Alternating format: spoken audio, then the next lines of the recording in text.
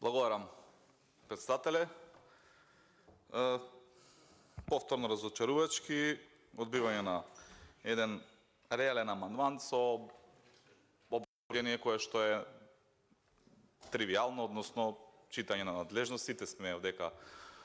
доволно паметни и доволно едуцирани за да знаеме кој пат во чија надлежност е. Меѓутоа, доколку ги согледаме реални факти и финансиските можности на општиниве, па и конкретно на општина Куманово, ќе видиме дека општините не се во можност да финансираат вакви проекти. Од друга страна, барам една проактивност на владата во делот на развој на единиците на локална самоуправа за покренување на можност за изработка на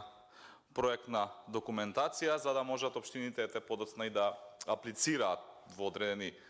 фондови, програми на владата, меѓународни фондови, се со цел крајниот бенефит нормално да го имаат граѓаните на општините во Република Македонија или општина Куманово во конкретниот случај. Она што провејува низ цела оваа дебата за буџетот и она што како владеачко мнозинство го пласираат по медиуми е свесното, ајде да кажам, одбивање на вакви амандмани кои што се во делот на единиците на локална самоуправа, се со една цел да прикажат дека општините, бидејќи се сега раководени од градоначалници на ВМРО, ДПМН и генерално на опозицијата, дека тие не реализираат проекти или се неспособни. Што е суштината? Тоа е како сега јас си, не знам, некој колега од владачкото мнозинство, да отидеме да пазариме, јас да му дадам 1000 денари, да пазари, јас да пазарам со 100.000 денари и на крајот да ги мериме подеднакво производите што сме ги купиле. Па нормално е дека буџет од 5,3 милиарди кој што располага државата, односно централниот буџет, е најголемиот буџет, затоа што ние, да не отварам дополнителни теми, стагнираме во делот на фискалната децентрализација и нормално е дека општините мора да бараат средства од државата за да можат да реализираат проекти, што парите се таму. Општините, буџетите се такви какви што се, наменети пред се за текотно финансирање на надлежностите на општините и на оние надлежности кои што им се со децентрализацијата спуштени на општините, а недостасува делот на финансиите. Сметам дека прифаќање на еден ваков амандман, не само затоа што имаме премиер од Куманово, не само затоа што има министер од внатрешни работи од Куманово, па нели природно е, барем тоа тие го вака аргументираат по јавноста дека Куманово ќе биде на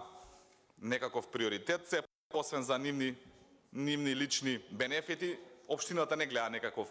бенефит од тоа што, или граѓаните на општина Куманово не гледаат некаков бенефит од тоа што ги имаме овие функционери, па очекував дека владата ќе даде еден импулс на општината и пред се тука разговараме за мали средства кои што се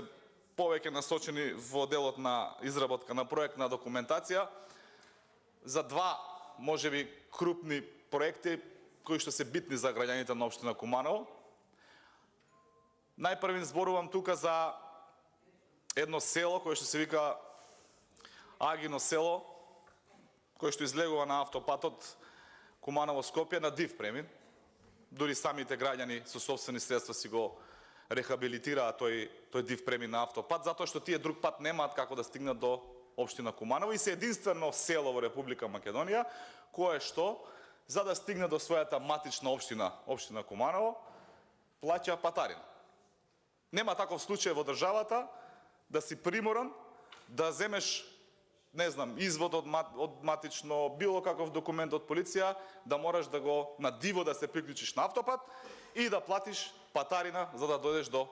сопствениот град. Таков е случајот со Агино село и затоа бара средства да се изработи проектна документација за пробивање и изградба на локален пат помеѓу селото Агино село и селото Романовци, како би можеле да имаат алтернативен, нормален, природен пат да стигнат до својата општина, да не користат диви премини, да не плаќаат патарини, туку она што им следува како нормални граѓани во 21. век да им биде овозможено од владата. Исто така, дополнително размислував за овие средства да се искористат и во делот на проектирање и локалниот пат од селото Тромења до селото Клечовце, со оглед на тоа што сега, во овој момент, жителите на село Клечовце, кое што некогаш било и општина во Република Македонија, е тотално заборавено село, тотално заборавени граѓани, изолирани од нормалните текови во државата, и